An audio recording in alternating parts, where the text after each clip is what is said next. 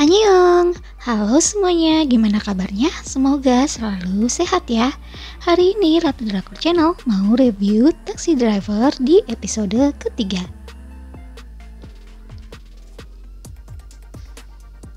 Yuk langsung mulai aja. Diawali dengan Pak Jang yang diinterview mengenai kejadian tragis orang tuanya. Dan Pak Jang ini mengaku ia sudah memaafkan si pembunuh itu. Di tempat lain, si direktur baik ini menertawakan Pak Jang dan mengatakan dia aktor yang hebat. Karena guys, sebenarnya kan dia tahu rahasia Pak Jang ini yang menjalankan perusahaan taksi Rainbow khusus untuk balas dendam. Lalu kita masuk ke lanjutan perseteruan antara Kang Hana dan Pak Kim. Buat yang belum tahu tentang perseteruannya, tonton lagi ya di ending episode 1. Tak lama Pak Jang ini muncul dan Kang Hana ini kaget. Ia kemudian berbincang-bincang dan menanyakan ke Pak Jang tentang taksi yang mencurigakan. Tapi pastinya Pak Jang menjawab ia tidak tahu mengenai taksi itu meskipun terdaftar atas nama ayahnya.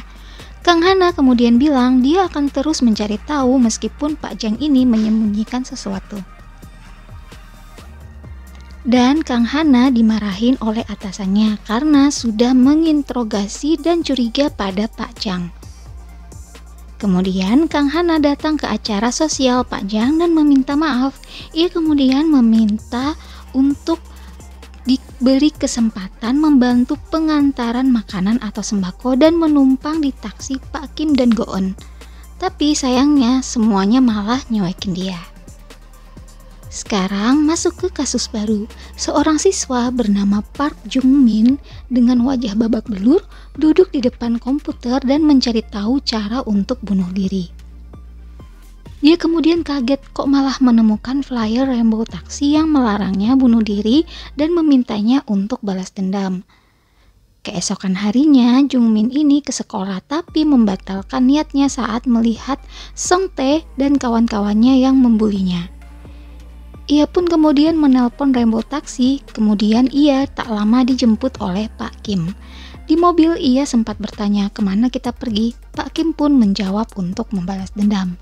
Dan Jung Min ini menceritakan soal pembuliannya di sekolah. Ia juga melaporkannya ke guru tapi gurunya ini tidak menganggapnya serius. Nah saat Jung Min ke polisi, si Sang Tae akhirnya malah mendekati ibunya yang tuli dan menghina-hina masakannya.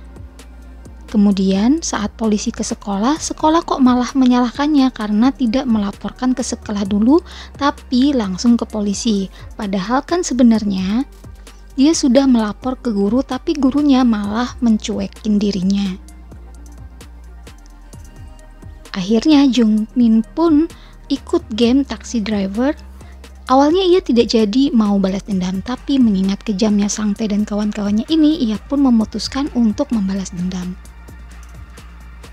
Tim Rainbow Taxi mulai menyelidiki dan siapa saja yang menjadi target mereka. Dan Pak Kim pun akhirnya mulai beraksi. Ia menyamar jadi guru pengganti selama seminggu setelah sebelumnya mengerjai guru aslinya. Di kelas, Pak Kim mulai mengabsen murid-murid dan Sang Tae dan kawan-kawannya malah meninggalkan kelas. Pak Kim juga mulai dikerjain, jadi anak-anak nakal ini malah meminta rokok ke Pak Kim dan pura-pura dipukuli. Pak Kim dibantu Go-eun mulai menyelidiki keluarga Sang Tae. Nah ternyata orang tua Sang Tae ini tidak pernah datang ke sekolah, melainkan pamannya saja yang berbeda-beda tiap datang ke sekolah. Dan hal ini cukup mencurigakan.